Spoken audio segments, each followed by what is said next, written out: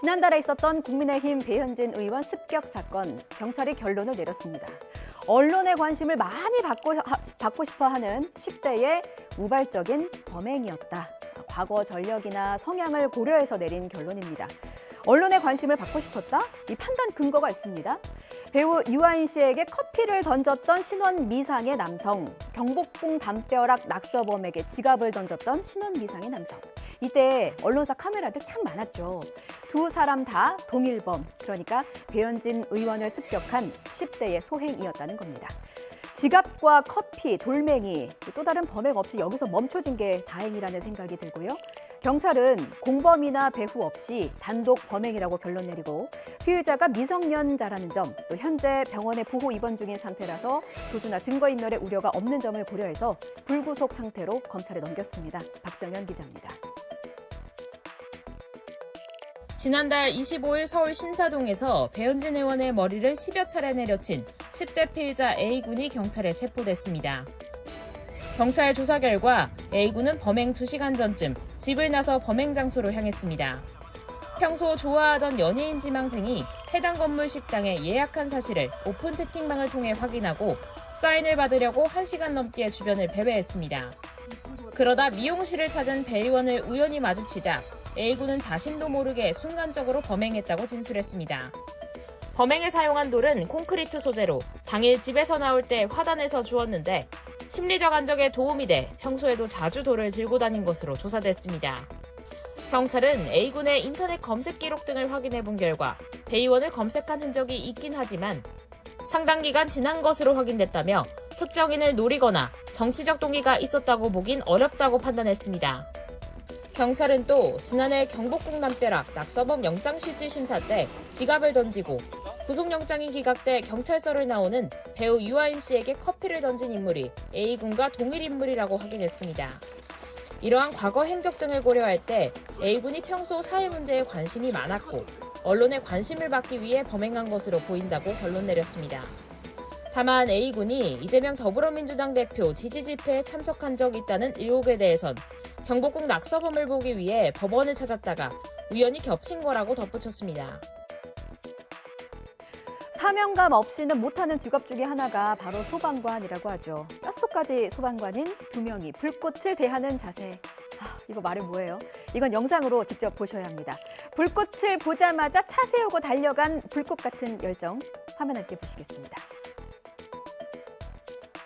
건물에 검은 연기가 솟아오르고 벽면으로 빨간 불꽃이 보입니다. 그제 오전 10시 반쯤 경기 남양주시 호평동 상가 건물에서 발생한 화재 현장 모습인데요. 화재 현장으로 달려가는 2명의 실루엣이 보입니다. 시뻘건 불길이 이글거리는데도 한치의 망설임도 없이 소화기를 분사하자 주변이 삽시간에 뿌연 소화기 분말로 가득 찹니다. 이 능숙한 움직임에 건물을 삼킬 것 같이 솟아오르던 불길도 금세 사그라들었는데요. 능숙하게 소화기를 휘두르는 분들이 지금 보시는 바로 이분들입니다. 남양주 소방서 소방안전특별점검단 소속의 금난영 소방장과 김은지 소방사입니다. 거기서 이제 소화기를 들고 빌려주셔갖고 저희가 이제 거기서 그걸로 이제 초기 소화를 진압하고 있었는데 그 소화기 저희가 갖고 온 소화기로 다 진압이 안 돼서 이제 저희가 소화기를 이제 주변에 이렇게 찾으러 다니면서 어쩜 이렇게 사명감이 넘치실까요? 두 소방관이 주변 상가 주민에게 소화기를 빌려서 빠르게 대처한 덕분에 불은 5분여 만에 꺼졌고요. 다친 사람은 없었습니다. 살 빼는 데 성공하면 돈을 돌려주겠다. 이런 홍보 문구 너무 흔하죠. 살 빼는 게 진짜 어렵긴 한데 그렇다고 또 죽을 만큼 어려운 건 아니거든요.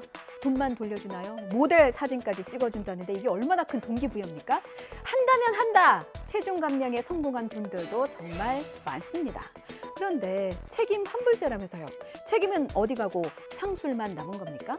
생각보다 다들 살을 잘 빼서 업체가 남는 돈이 없었던 걸까요? 아니면 처음부터 돌려줄 생각이 없었던 걸까요? 체중 감량에 성공해도 돈을 돌려받지 못하거나 한참을 기다려야 했다는 사례가 이어지고 있습니다. 신귀혜 기자가 취재했습니다. 출산한 뒤 체중 관리가 고민이던 40대 여성 A씨는 지난해 7월 다이어트 업체에 등록했습니다. 6주 프로그램이 300만 원에 달했지만 목표만 달성하면 이용료가 전액 환급된다며 입소문도 난 곳이었습니다.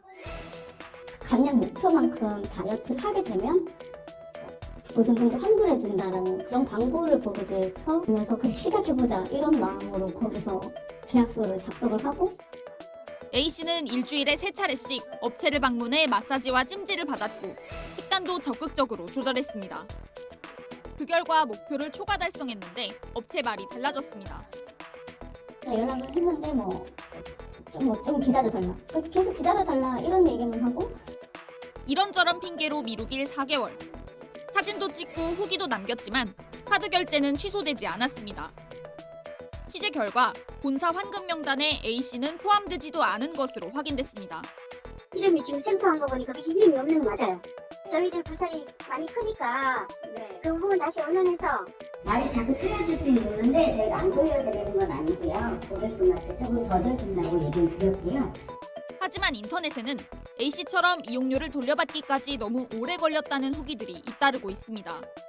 바로 반환 의무가 발생하겠지. 목표 달성 시. 계약을 이행을 안 한 건데 계약 위반이지. 온라인 과외 앱으로 만난 20대 또래 여성을 무참하게 살해한 정유정.